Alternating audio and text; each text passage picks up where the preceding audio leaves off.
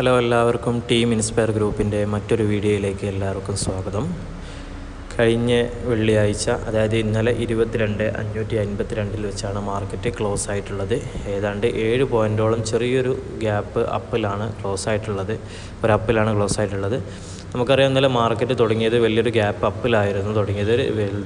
വലുതെന്നില്ല, ഒരു 150 പോയിൻറ്റോളം gap അപ്പിൽ start ചെയ്തിട്ട് market suddenly ഒരു ഫാളിങ് തന്നെ ഇന്നലെ ഉണ്ടായിട്ടുണ്ട്. അപ്പം അതിന് ശേഷം മാർക്കറ്റ് ഒരു കൺസോളിഡേഷൻ എടുത്തുകൊണ്ട് മുകളിലോട്ട് ഇങ്ങനെ പോവുകയാണ് ചെയ്തത്. എന്നാലും വലിയ മൂവ്മെൻറ്റുകളൊന്നും കാര്യമായിട്ട് മാർക്കറ്റിൽ ഇന്നലെ സംഭവിച്ചിട്ടില്ല. പക്ഷേ ട്രേഡ് എടുക്കുന്നവരെ സംബന്ധിച്ചിടത്തോളം നല്ലൊരു ഓപ്പർച്യൂണിറ്റി ആയിരുന്നു.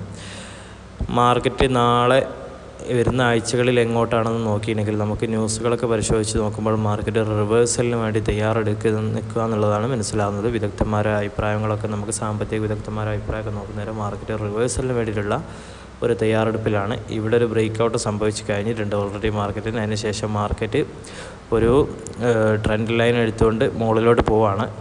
നമുക്ക് മാർക്കറ്റിനെ ബാധിക്കുന്നത് എക്സ്റ്റേണലായിട്ടും ഇൻറ്റേർണലായിട്ടും ബാധിക്കുന്ന കാര്യങ്ങളുണ്ട്. അതുപോലെ തന്നെ മാർക്കറ്റിനെ സംബന്ധിച്ചിടത്തോളം അതിൻ്റെ ഫണ്ടമെൻ്റലും ടെക്നിക്കലും നമ്മൾ നോക്കേണ്ടതുണ്ട്. ടെക്നിക്കലായിട്ട് നോക്കുകയാണെങ്കിൽ മാർക്കറ്റ് ഇപ്പോൾ ഉള്ളതൊരു ബുള്ളിഷ് ആയിട്ടുള്ള ഒരവസ്ഥയിലാണ് ഉള്ളത്. മാർക്കറ്റ് മുകളിലോട്ട് പോകുമ്പോൾ തന്നെയാണ് നമുക്ക് ഈ ക്യാൻഡിലും കാര്യങ്ങളും സ്റ്റോറി ചാർട്ടുകളൊക്കെ വെച്ച് നോക്കുന്നവരെ നമുക്ക് മനസ്സിലാവുന്നത്. മാർക്കറ്റിനെ സംബന്ധിച്ചിടത്തോളം 2 ഗ്യാപ്പുകൾ ഫില്ല് ആവാനുണ്ടായിരുന്നു. നമ്മൾ മുമ്പത്തെ വീഡിയോയിൽ പറഞ്ഞിട്ടുണ്ടായിരുന്നു. ഈ ഗ്യാപ്പ് ഫില്ലായി, അതുപോലെ തന്നെ ഈ ഗ്യാപ്പിന് ഫില്ല് ആവാനുണ്ട്. അതുപോലെ തന്നെ മാർക്കറ്റ് ഒരു വി ഷേപ്പ് ക്രിയേറ്റ് ചെയ്തുകൊണ്ട് നടന്നുകൊണ്ട് നിൽക്കുകയാണ്. അപ്പോൾ ഇതിൻ്റെ തുടർച്ച എന്നുള്ള നിലയ്ക്ക് മാർക്കറ്റ് മുകളിലോട്ട് തന്നെയാണ് ടെക്നിക്കലി നമ്മൾ അനലൈസ് ചെയ്യുന്നേരം നമുക്ക് മനസ്സിലാവുന്നത്.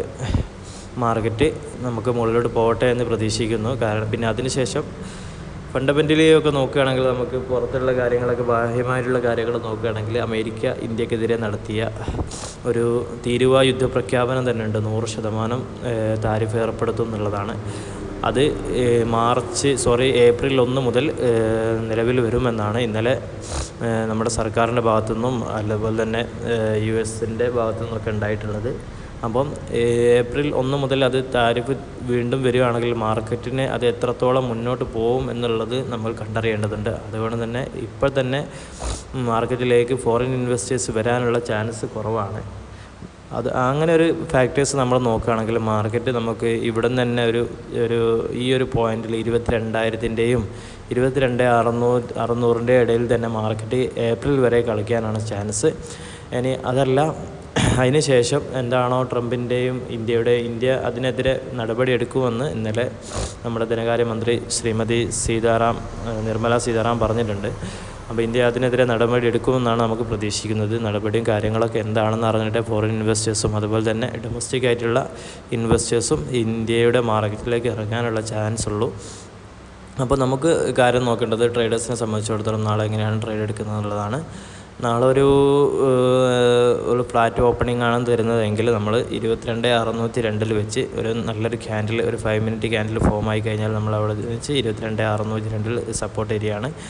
അവിടുന്ന് മാർക്കറ്റിന് നമുക്ക് മുകളിലോട്ട് ബൈ ചെയ്യും. എന്നിട്ട് 22,794 വെച്ച് ഈ ഒരു ഏരിയയിൽ വെച്ച് നമ്മളതിനെ സെൽ ഔട്ട് ചെയ്യുകയും ചെയ്യും. ഈ ഒരു ഏരിയയിൽ വെച്ചിട്ട് അതിനെ വിൽക്കുകയും ചെയ്യും. അപ്പോൾ അതാണ് നാളത്തെ ഒരു സ്ട്രാറ്റജി ഉള്ളത്. അപ്പോൾ അതിനിടയ്ക്ക് കൺസോളിഡേഷൻ എടുക്കുകയാണെങ്കിൽ നമ്മൾ എന്താക്കും, അതിന് ശേഷം മുമ്പ് ഇത് വരികയാണെങ്കിൽ നമ്മൾ അതിനെ സെൽ ചെയ്ത് ഒഴിവാക്കുന്നതാണ്. ഇത് മിക്കവാറും ഒരു ഡയറക്റ്റ് എൻട്രി തന്നെ ആയിരിക്കും. ഈ 22,894 ഡയറക്റ്റ് എൻട്രി ആയിരിക്കും. ഒരു 200 പോയിൻറ്റ് നമുക്ക് കിട്ടാൻ ചാൻസ് ഉണ്ട്. ഇനി അതല്ല, മാർക്കറ്റ് ഡൗൺ ആയിട്ടാണ്, ഓപ്പൺ ഗ്യാപ്പ് ഡൗൺ ആയിട്ടാണ് ഉണ്ടാകുന്നതെങ്കിൽ, ഏതാണ്ട് ഒരു 100 പോയിൻറ്റ് ഡൗൺ ആണെങ്കിൽ നമ്മൾ എന്താക്കും, അവിടുന്ന് നമ്മളൊരു ബൈ ചെയ്യും.